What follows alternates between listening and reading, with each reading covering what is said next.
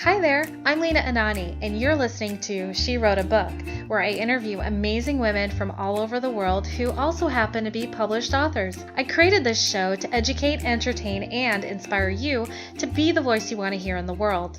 Now let's get started. You are listening to episode number 108 of She Wrote a Book, and today I'm interviewing Margit Crane Luria, author of the book How to Train Your Parents in 6.5 Days, a teen's guide to raising people you can live with.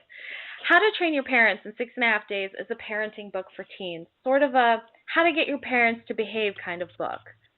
Author Margit Crane Luria explains both teens and parents can hold on to their dignity and power without overpowering each other.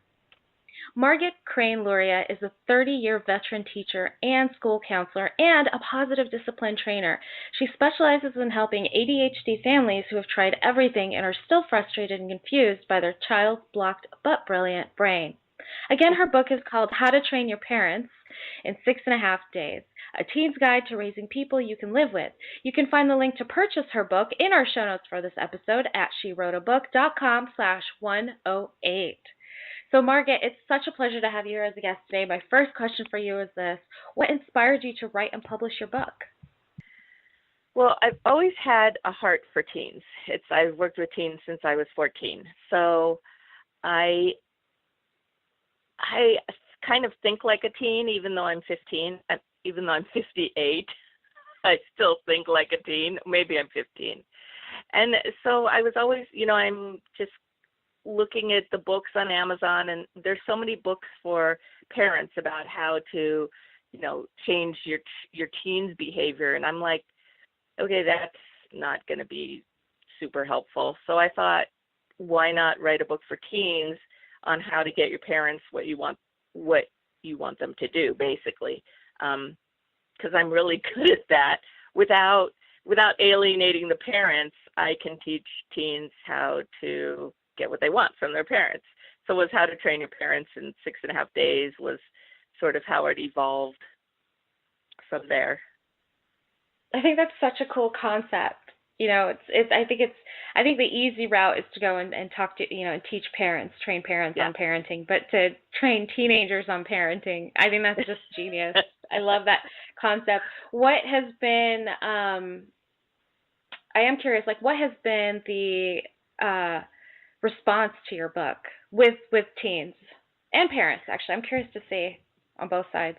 Yeah, so it's kind of funny, and I'll be totally honest. Sometimes parents buy the book, but they've got this agenda, right? So they give it to the teen, and the teen's like, oh no, I'm not reading this, because they've come with an agenda. But generally, teens really like it because, first of all, the book is completely teen friendly.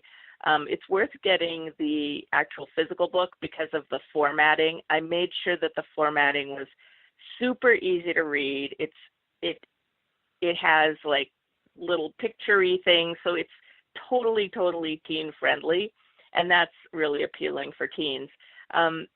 Parents mostly are like, dang, I wish I had this book, before, or this is fantastic. I never knew this about, teens. And then there's some adults who are reading the book and they're like, this really helps me understand when I was a teenager and my relationship with my parents, which was completely unexpected, but a really nice sort of review to get.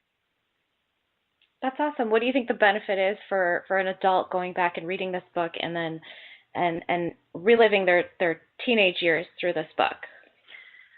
One of the things that I wanted to do for teens is to really explain sort of how crazy it is to be a parent with a teenager, all the things that go through your head, because teenagers don't know really what goes into parenting, obviously. So I think for an adult to go back and sort of go, oh yeah, that happened to my mom or my dad also, and there's also stories in the book. I interviewed teens. I used some teen clients, changing their names, of course, And so there are real life stories, and there are different kinds of parents talked about, from disciplinarian to, the one that wants to be the best friend, and what it is that the problem is with that, and then how they can fix that. So there's all kinds of like, oh, that's what was going on. Got it. Okay. And then there's a way to sort of, like, it looks at different teens too. And so then you can match those up. Like if you're this kind of teen with this kind of, like a disciplinarian parent with a people pleaser kind of teen, how is that dynamic going to play out? And so adults are able to really see, oh, got it. That's why this was this way for me, but not that way for my brother or sister, or that's why I needed to leave home, or that's why I stayed home for so long, things like that. That's incredible. As you're saying all that, I'm like, oh, wow, I should read this book. It's really good. Yeah. I have not written another book this good. This is my masterpiece. Everything that I've ever learned in my whole life is in this book. That's incredible, and I love the approach that you took. It's not cookie cutter. It's very unique and original. I love it. Really impressed by it. What do you hope teens will take away from your book? What I really want is for teens to feel better about themselves. A lot of times teens feel like victims, and I get that. I mean, it's not an accusation or a judgment. You have a big spirit. You're yearning to fly, and legally you're not allowed to, and that's tough. So what I'd like teens to get is to feel free and content with themselves and excited about the future, and just really positive about their power and what they can do in the world.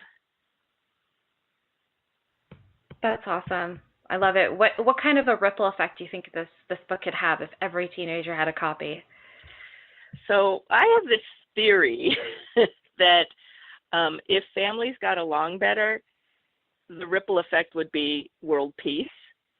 I tend to think that, I tend to think that there are some really, that there are some people out there that had really bad childhoods, and they're shooting a lot of weapons because of it. And so to me, the ripple effect would be world peace. Absolutely, absolutely. I have like one political figure come to mind. Actually, he's not even a political figure. And I'm just like, if he had a better parent. Yeah, exactly. Exactly. Yeah, no, that's fantastic. That's awesome. You have a chapter in your book that totally caught my eye, and it's under extra goodies, and it's the 101 conversation starters. What is that? It sounds awesome. Well, so one of the things I talk about is that teens and parents don't really talk as much. They talk at each other a lot with agendas. Like I'm going to tell my child what to do so that it will get done. But they don't just have conversations and sort of find out about who each other really is. And when I got married, I got 2 stepkids, and the way we learned about each other was we took a road trip, and we asked these questions back and forth. We just kept going, and it was so interesting and fun and not threatening at all. And that's how we learned a lot about each other. And so I thought, that really worked for us. I'm going to stick that in the book just so parents, if you don't know where to start, here you go. So that's brilliant. That's brilliant. So Margit, what do you love most about being an author? Honestly, the coolest thing for me is that when I was a kid, like 4 or something, I wrote my first book, and it was called The Puppy, and I still have a copy of it. And it was super short, and I always wanted to be an author, but I thought that I thought author was Shakespeare, or Roald Dahl for that matter. It was something that I couldn't be. And so I stopped, and I kept, I would write stuff and then I'd go, this isn't good. This was me like 8, 9, 10, 11 years old. And I would stop. And I did stop writing. And so to me, now being an author is like redeeming part of my childhood and just being like, yeah, see, you did do it. It's really a cool feeling. I love it. Well, Margit, thank you so much for being our special guest today. We will have a link to your book in the show notes for this episode, and our listeners can find that at SheWroteABook.com/108 to learn more about our author and her awesome book. So thanks again, Margit. Oh, thank you so much. It was really fun. Thank you for listening to She Wrote a Book. If you enjoyed this episode, then subscribe now so you can automatically get access to all new episodes, and feel free to share your inspired thoughts with us in the comments too. I'd love to hear from you. Until then, may you always feel good and make magic.